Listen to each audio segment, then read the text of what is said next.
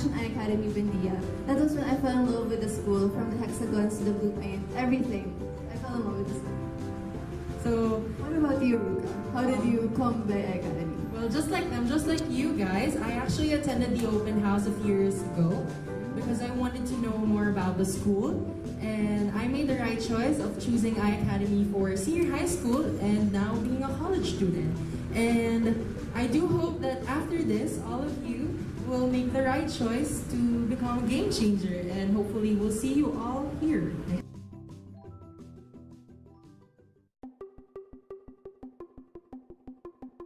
All the exciting features of this new campus.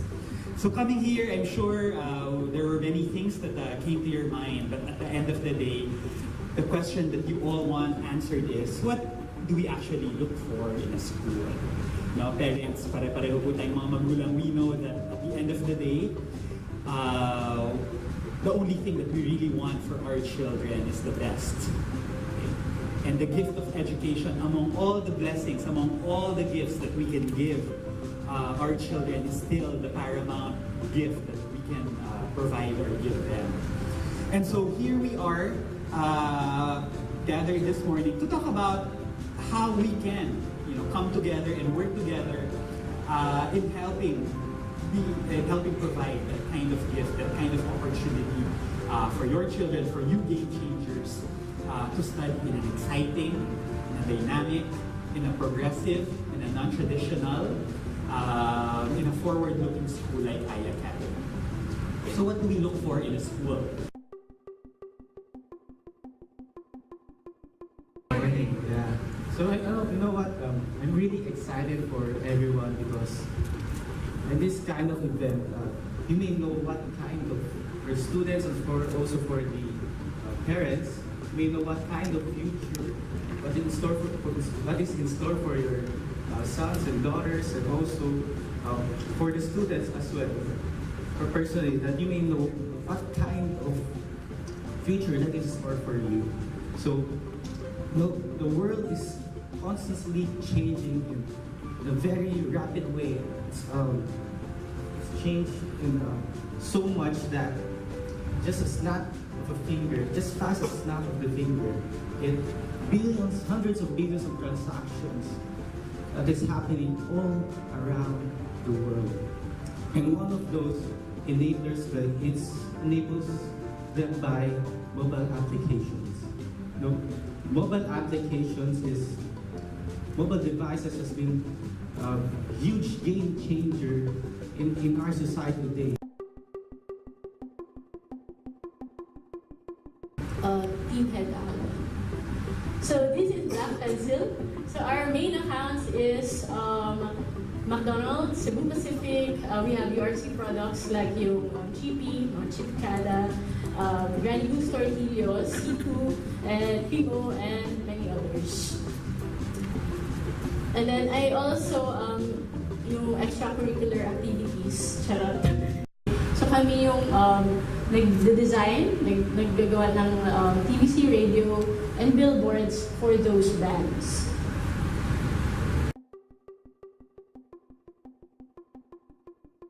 So yun, hello guys, ako pala si Paolo Agadelo. I'm an alumnus here at iACADEMY.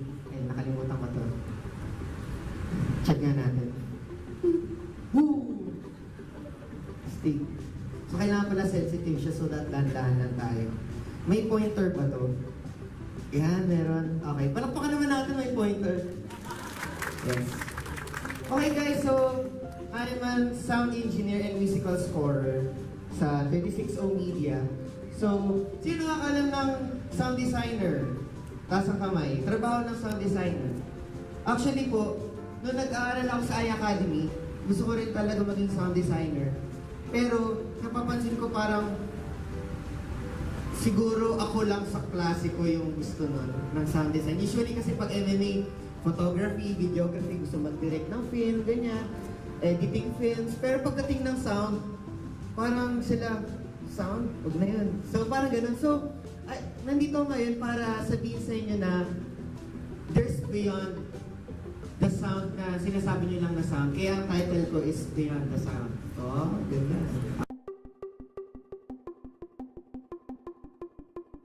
Good morning, everyone.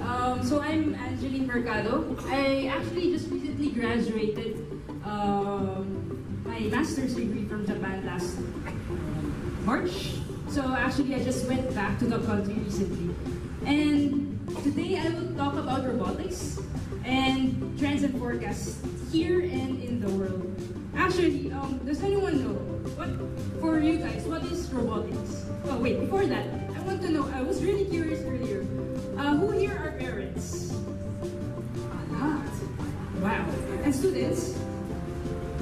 Okay. Have enough. Okay. This technology will forever evolve, so we have to be ready for it. Especially here in the Philippines, since one of our major resources is actually labor. So we have to also accept that the world is really changing, and we need to create new opportunities already, right? So this is actually, I was really surprised that iACADEMY is one of the forefront runners for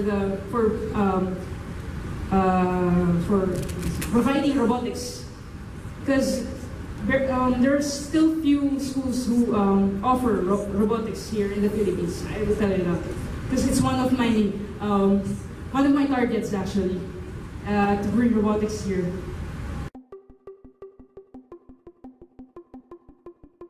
Me as well about the current issues and trends about what's happening here in the Philippines right now in terms of studying human behavior and in general in human resources program.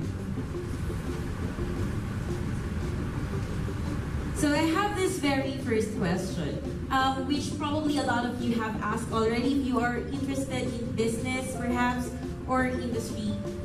But this very important question is also questioning psychology. What makes a successful company? What makes a successful organization?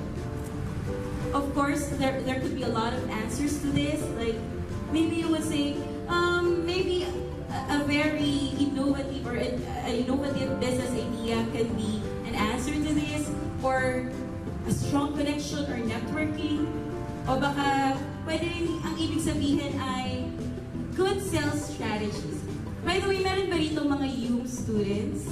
Can you please raise your hands? Merong iilan dito? Yes. And then others probably are leaning towards business. No? But right now, researchers have focused already on these questions and found answers related to the importance of people in industry. To know who here is interested in making money. I mean, all of us are, right? I mean, to a certain degree, no matter what discipline you're going to be in, you would need to make money, right? All of us do, right? So I'm here to tell you more about that. Okay.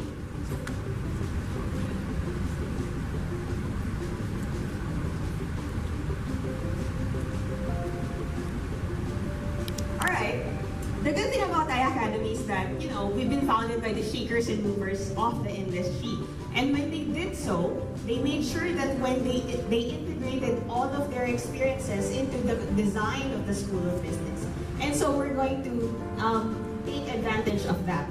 Aside from this, you notice that iACADEMY is in Makati, right? And we're in a very strategic position to actually place our business students, or all of our students actually, in the industry directly. So what we're doing is that the School of Business is unique in iACADEMY because we partner with industry to design the curriculum, unlike your traditional business schools wherein, all of them are book-based, not even talking to industry.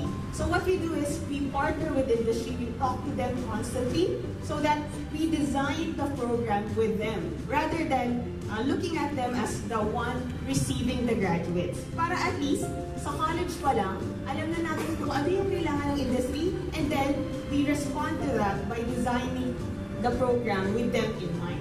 So it's very relevant.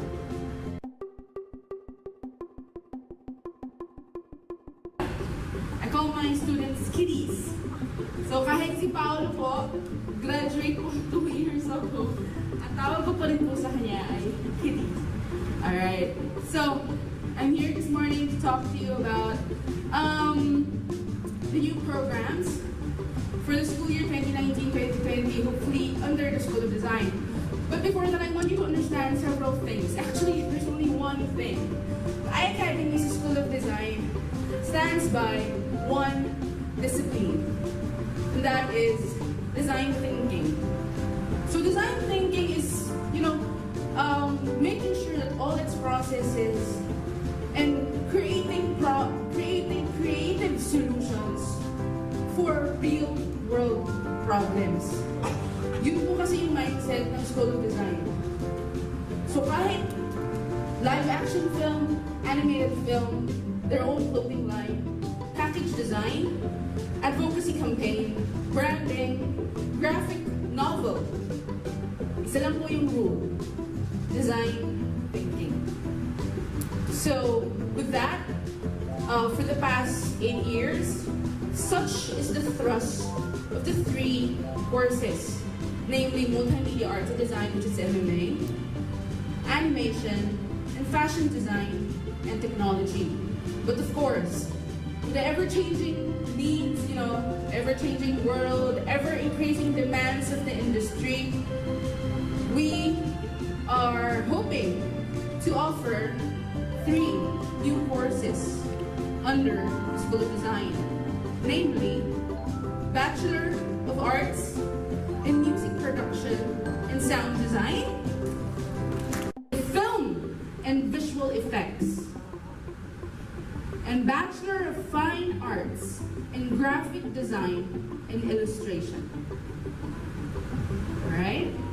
So that's it. We hope to open these new courses very soon para magiging malaki na yung School of Design.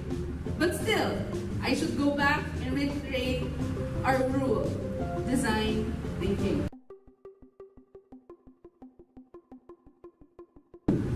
No, so the title Dean Emeritus, you know what emeritus means? I'm the oldest in iACADEMY. So that's what emeritus means. So I'd like to talk about the School of Computing, very briefly. But to talk about the School of Computing of iACADEMY, I have to go through the history of iACADEMY, because we started way back in 2002 as a computer school. That's why if you look at the full name of iACADEMY, it's Information and Communications Technology Academy. So we're really a computer school at the start, and we diversified. We went into business, we went into design. That's why we avoid using the full name of iACADEMY. We don't want to be called anymore Information and Communications Technology Academy, because it's wrong. We're not just computing, we're business, and we're design. That's why we call ourselves iACADEMY and universities. So we started by offering software engineering, 2002. This is one of our original programs. We were offering software engineering at the time wherein people do not even know what a software engineer is. Pero now, kung gamitin ng ibang tao, I'm a software engineer, pero kung tingnan mo yung trabaho, hindi naman pala. But they want the term. No? What is a software engineer? No? We don't produce programmers. We produce software engineers. So to give lang a brief, simple explanation, parang ano yan paggawa ng building. No? If you want to make a building, syempre you need the carpenters to build, to do the actual work. But you also need the designer, the architect. And of course, we know who gets paid more, the architect. Software right now has become like building complex buildings. For example, Facebook. Facebook as a program, for those of you who are coding here, the parents who are coders, Facebook, if I remember it right, is composed of about 60 million lines of code. That's how complex software has become. Yung panahon ko when they say, sulat ka naman ng payroll program. I can do it alone. There's no designing needed. But a complex software has to be designed. No? And that's the purpose of software engineers. Our resource speakers. Now that we have have unlocked the gates to iACADEMY's exciting new programs. Are you all ready to tour the campus? I'm sure. Yes, they are. Right? So, we encourage you all to please attend the campus tour. And